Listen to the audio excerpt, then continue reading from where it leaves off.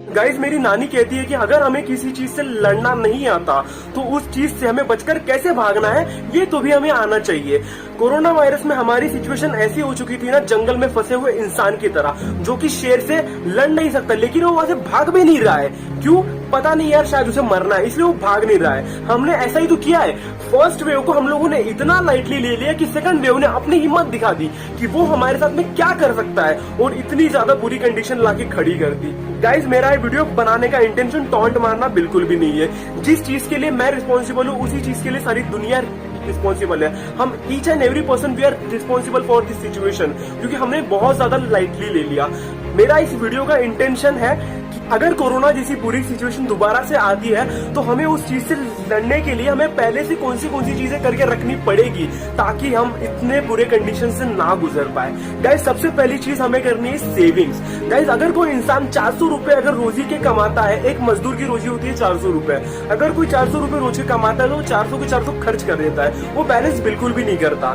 ये बात सिर्फ मजदूर की नहीं होती, ये बात 1 लाख रुपए कमाने वाले गवर्नमेंट सर्वेंट की भी होती है। बहुत से कम लोग सेविंग करते हैं लेकिन अंधाधुंध खर्च करने वाले भी बहुत से लोग होते हैं, पूरी की पूरी सैलरी खर्च कर देते हैं। 400 रुपए कमाने के बाद अगर हम 100 रुपए सेविंग करते हैं ना, तो कोरोना जैसी सिचुएशन आने के बाद हम कुछ दिनों के लिए, कुछ महीनों के लिए भी हम अपना गुजारा कर सकते हैं, क्योंकि हमारे पास इतनी इनफ सेविंग होती है। तो सेविंग हमारे लाइफ में कितनी ज्यादा मैटर करती है कि हमें कोरोना ने सिखा दिया। लोगों के घर में खाने तक के पैसे नहीं थे, इतनी बुरी सिचुएशन आ चुकी थी, तो सेविंग कितनी ज्यादा इंपॉर्टेंट है ये हमें समझ में आ गया।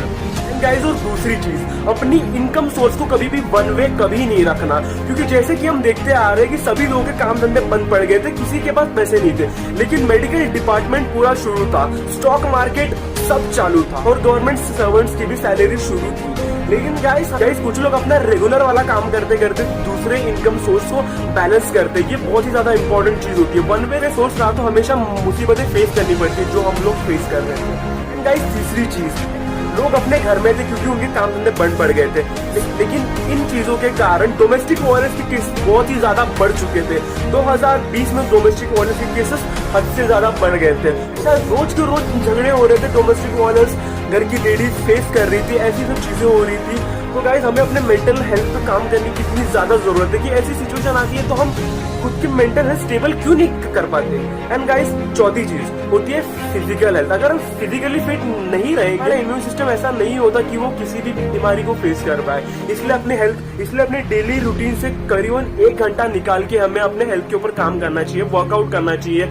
जो भी चीजें हम करना चाहते हैं हमें हेल्दी खाना चाहिए। हेल्दी मतलब ऐसा नहीं कि महंगी काजू बादाम ऐसे ये सब चीजें खाओ यार। बहुत सी ऐसी चीजें होती है जो कि सस्ते में मिलती है, जो हमारे हेल्थ में बहुत ही ज्यादा अच्छा रोल प्ले कर। हमें अपने मेंटल एंड फिजिकल हेल्थ पे बहुत ही ज्यादा ध्यान देना पड़ेगा। ऐसी अगर सिचुएशन आगे आती है तो हम क्या करेंगे।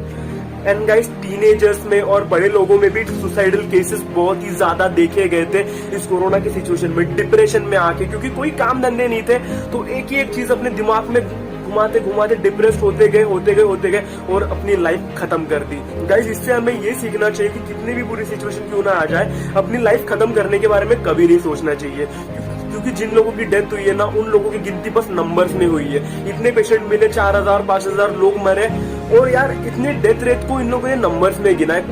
कोई भी ध्यान नहीं दे रहा था कौन जा रहा है, उसकी फैमिली के अलावा किसी को कुछ फर्क नहीं पड़ रहा था। इसलिए सुसाइड करने का थॉट कभी भी अपने दिमाग में नहीं लाना इतनी आसानी से कैसे भी नहीं लाना चाहिए। और मैंने अभी कहीं शायद सुना या फिर पढ़ा था कि किसी परिवार ने कोरोना से मर जाएंगे इस डर को अपने दिमाग में रखकर खुद जाके आत्महत्या कर ली।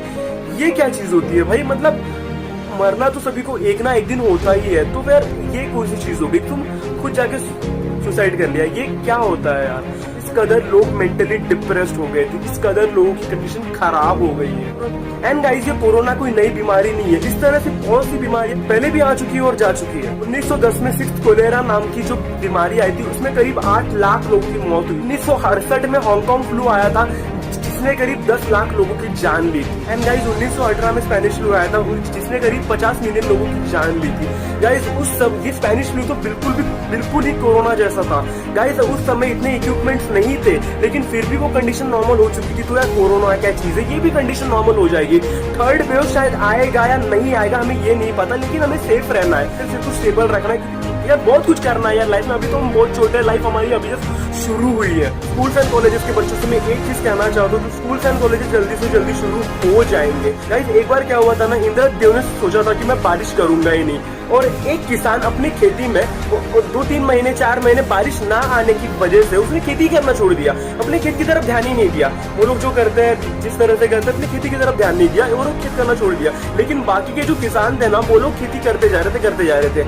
उन लोगों में से भी कुछ लोगों ने खेती करना छोड़ दिया और सिर्फ 4 लोग खेती कर रहे थे। लेकिन इंद्रदेव ने फिर सोचा कि मैं कुछ 6 महीनों बाद में बारिश कर दी। लेकिन जो लोग अपना खेती करना है काम शुरू रखे थे ना, उन लोगों को फायदा हो गया। लेकिन जो लोग अपना काम छोड़ चुके थे ना, बहुत ही ज्यादा नुकसान हुआ उन लोगों का। स्टोरी बोलने का इंटेंशन ऐसा है कि अपनी पढ़ाई जो भी तुम्हारा ऑनलाइन एजुकेशन शुरू है, थोड़ा थोड़ा कुछ ना कुछ तो करके रखो यार। 50% तो भी पढ़ाई करो, 50% तो भी करो, चाहे पूरा अगर नहीं होता है, मुझे पता है मेरा खुद का नहीं हो रहा है उतना, लेकिन जितना होता है उतना करके रखो यार। एंड गाइज मैं उनके लिए बहुत ज्यादा सॉरी फील करता हूँ, इन लोगों ने अपने अपनों को खो दिया। I am really sorry.